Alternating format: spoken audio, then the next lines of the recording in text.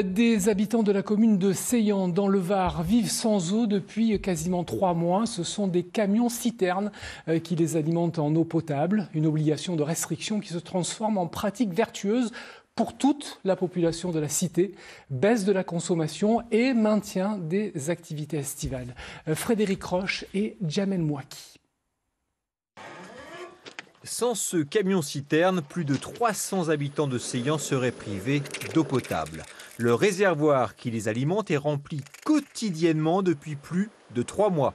Parallèlement, la population du village a été invitée à limiter sa consommation. 150 litres par jour et par habitant, pas une goutte de plus, sinon risque de coupure. Le message est passé, le traditionnel marché des potiers du 15 août a même pu se tenir. Mais c'était une très bonne chose parce que nous avons gardé, et à ce jour encore, des marges de manœuvre. Pas importantes, certes, parce que malheureusement, il ne pleut toujours pas. Mais ça nous a rassurés et on ne pensait pas arriver à cette performance. Mais on le doit aux usagers que je remercie sincèrement.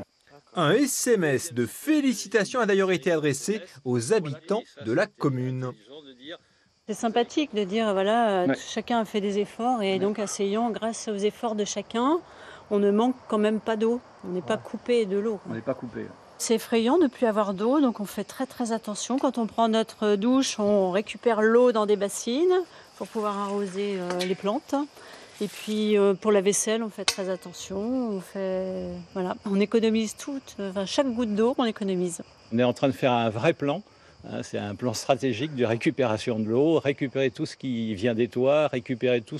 On a une colline un peu plus haut, mettre des bâches, récupérer tout ça. Il faut changer nos états d'esprit.